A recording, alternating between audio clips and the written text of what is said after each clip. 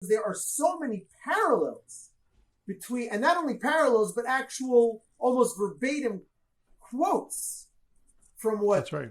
Jesus says, some of his parables, some of his lessons, some to the Mishnah. First Century Foundations is excited to tell you that we have some great Israel Christian-related content coming up on our YouTube channel. Please subscribe by clicking the button below so you can stay informed. If you're already subscribed, thank you.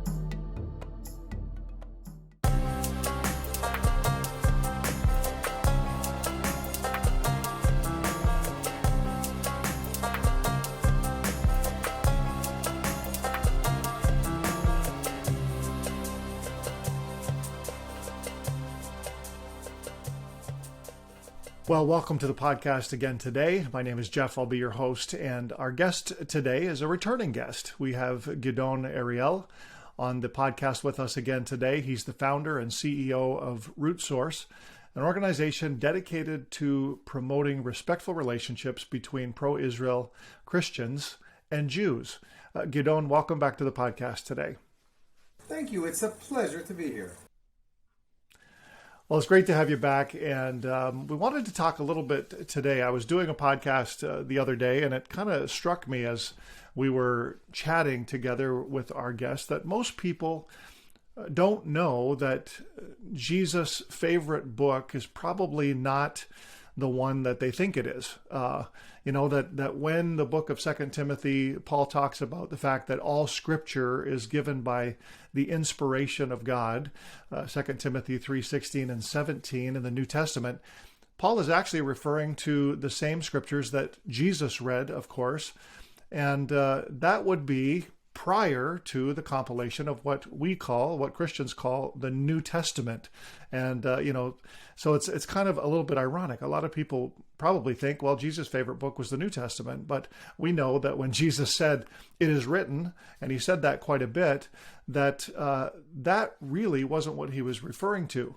And so, want to just talk a little bit. You know a lot as an Orthodox Jew. You know very much about the Torah and about the Tanakh. And so, what books were contained, in Jesus' Bible, and which book within those scriptures did he quote the most? Well, first of all, there's a little bit of an anachronism. We're going to be talking. I might use that word more than once in this conversation. The anachronism there, of course, is the word book.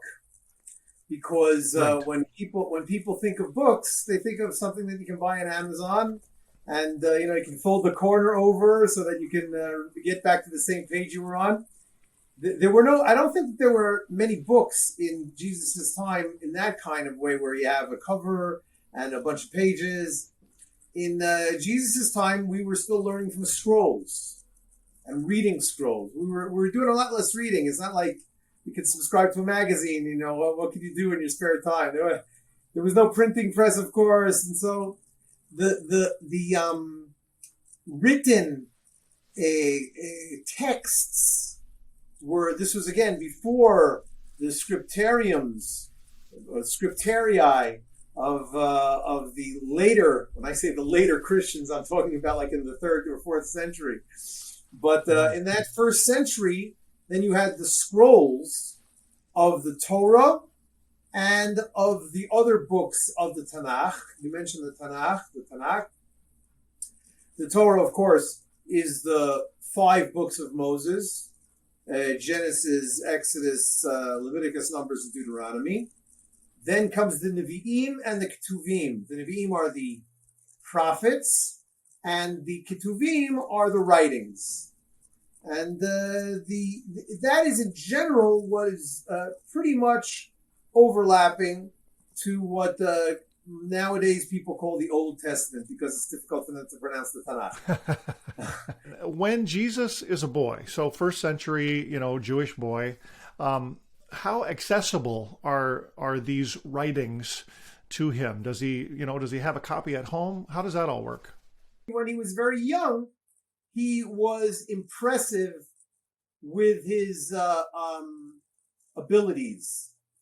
In other words, he probably hung out at the local Beit Midrash, the local hall of study, And so it's possible that there he would access the scrolls, which were probably quite expensive. I know that they're pretty expensive today.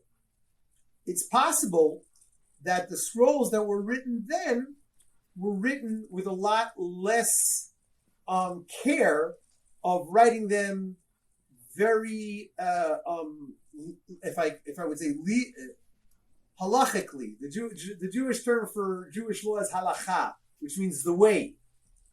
So nowadays, that way is codified in books that were written a mere 400 years ago. So and the sources of those codifications were written were codified about 1,500 years ago. So we're still after Jesus' time. So he was truly in the proto-halachic times. So while today the rules, the laws of scribery are very careful. If you don't write a letter exactly right, the whole scroll is no good for religious use. But I don't think that everybody cared about that too much, and anybody who knew how to write, there weren't too many books to copy. So I think that he might have had a copy of a scroll that his father made or his uncle made or something like that. So in other words, I'm saying is that it's possible that the scrolls in those days were a lot cheaper, and so it's possible that his father got one for him. But certainly, if I understand correctly, as being a curious child, he probably hung out a lot at the hall of study, the local hall of study, which, again, I might be a little bit anachronistic over here, but I'm guessing that there were halls of study in many of the communities and the towns and the cities in Jesus' time. So if you ask how accessible was it for him, I think those are the two probable answers. Very, very interesting.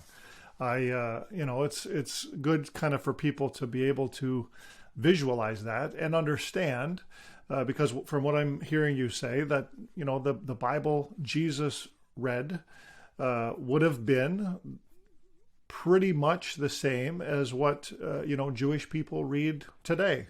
Is that right?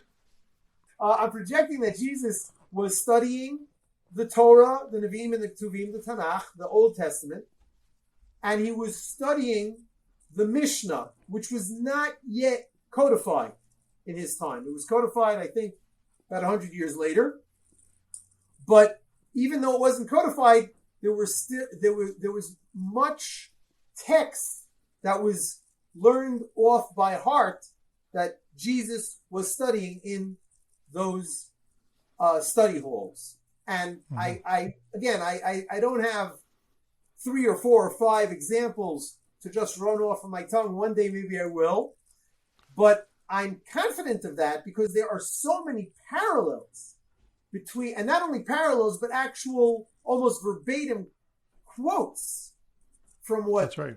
Jesus says, some of his parables, some of his lessons, some to the Mishnah and the Midrash and other Tanaitic sources, which a Tana, it's an Aramaic word for the Hebrew word shana, which somebody who repeats what he heard, not just, hey, I heard some good gossip, but he repeats the important study texts. When we think of the word text, we think of something written down, but in those days, it was written down only informally, and it was mostly passed over orally from teacher to student to generation. So I think that the only book that Moses was, he wasn't even really learning from a book. Again, there was probably a Torah scroll that was canonized, again, traditionally from the time of Moses. Everything else, they were scrolls that weren't yet necessarily strongly defined as the Bible. I'm telling you what I think. Now that I'm thinking about it, what do you mean? They didn't have a Bible? No, because the Bible itself comes from the word Biblia. It's not a Hebrew word. I believe it's Greek or Latin or something like that. And that simply means the book.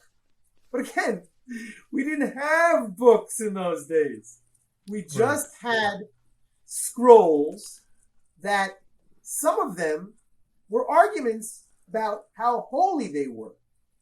Interestingly enough, I think you had a better chance of getting into the Bible, obviously, before it was canonized. But once it was canonized, and you were close. In other words, there were arguments. Is it going in? Isn't it going in? If it would have gone in, it's the Bible. It didn't go in.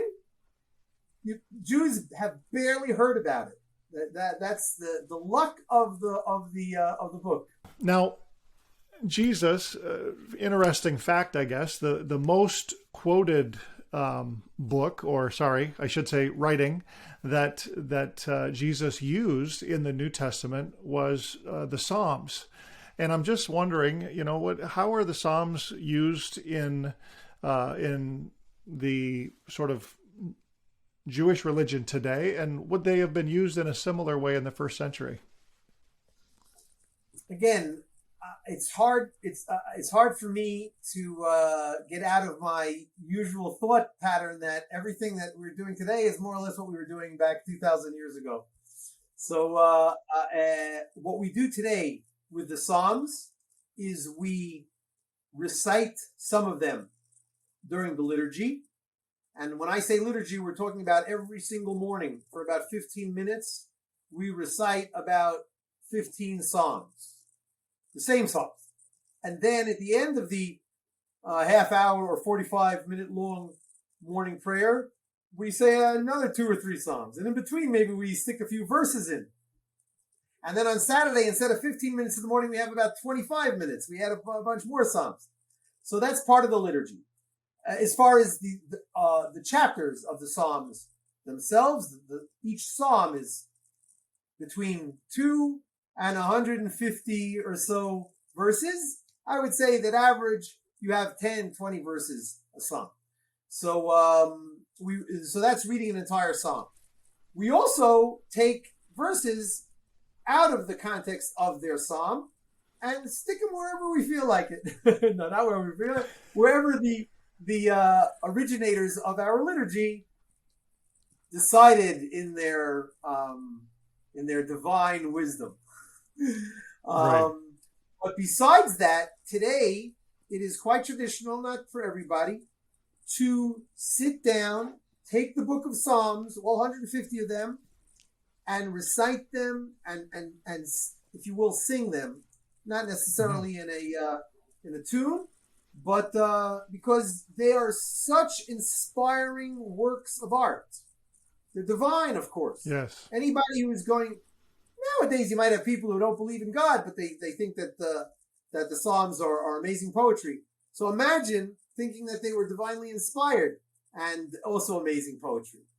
And so if you read them in Hebrew, they're much deeper, if only from a poetic perspective, certainly from what you can learn from them, from actually reading the original words.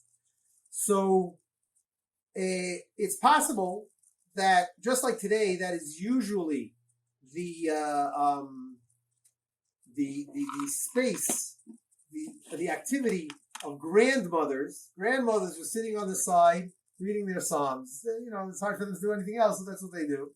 So Jesus might have heard his grandmother. We talk about Jesus' parents, his brother maybe. Do we talk much about Jesus' grandparents in the New Testament? He obviously had grandparents. He had two sets of grandparents, and he might have lived with them. And they might have been old enough to sit down, and his grandmother wasn't busy nursing and setting up for the kids. She was one of the kids. That's the way it is nowadays, is the sandwich generation. So he might have listened, like so many Jews today, certainly 100 years ago, listened to their grandmother, to their bube, singing the Psalms. And so from there he might have heard those songs, and he might have also heard them discussed and done